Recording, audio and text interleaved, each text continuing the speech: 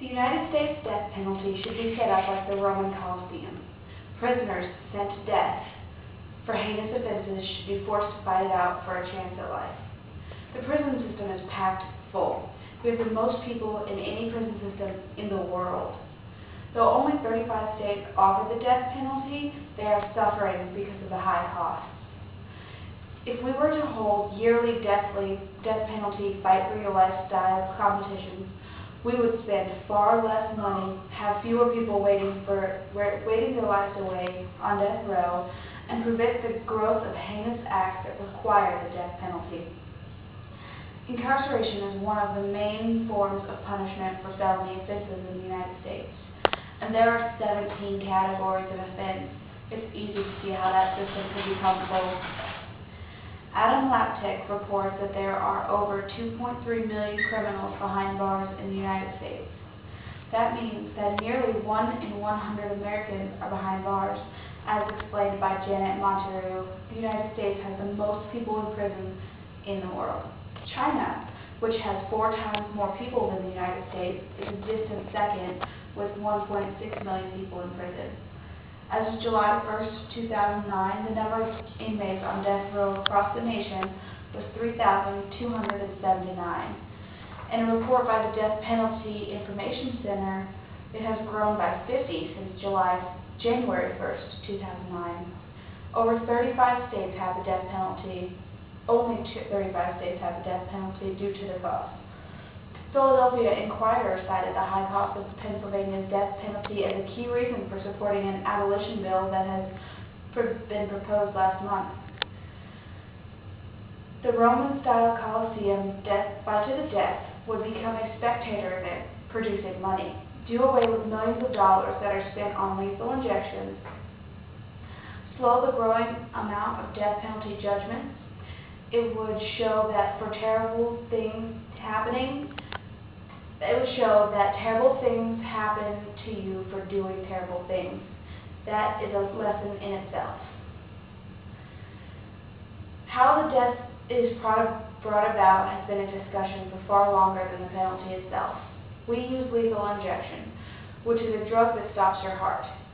Einsberger and Weisberg explain what exactly happens during an execution by lethal injection. The inmate strapped to a gurney. 2 needles, one as backup, are inserted into usable veins, usually in the inmate's arms. Long tubes connect the needle through a hole in a cement block. The first is a saline solution that is started immediately. Then, at the warden's signal, a curtain is raised exposing the inmate to the witnesses in an adjoining room. Then, the inmate is injected with sodium thiopental, an anesthetic that puts the inmate to sleep.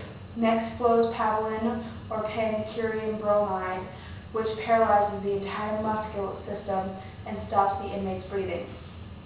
Finally, the flow of potassium chloride stops the heart. Death results from an anesthetic overdose and respiratory cardiac arrest while the condemned person is unconscious. Our nation suffers from the weight of a growing prison system, the most unhelpful of which is the people waiting for death on death row. Nearly 3 million people in the prison system. We have a dire situation. We cannot release the inmates, but it costs too much to keep or kill them.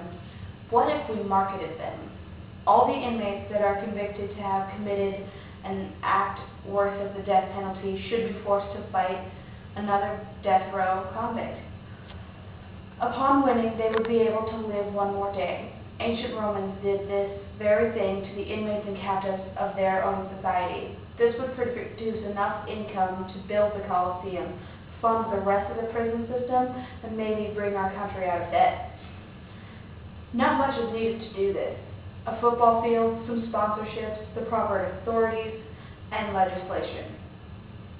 I know that at first glance, this seems barbaric, but think about the people watching an execution by lethal injection. Think about them watching the person that murdered their daughter fall asleep and just not wake up. If their daughter had had such a peaceful death, they would not have walked away from that wishing the person they had watched die had suffered. This is not some search for righteousness, it is a search for the right thing. An eye for an eye explains that for what you take, someone else will take back. One reason we have so many people in our prison system is because we don't have harsh enough punishment. This would be the end-all, be-all of horror stories.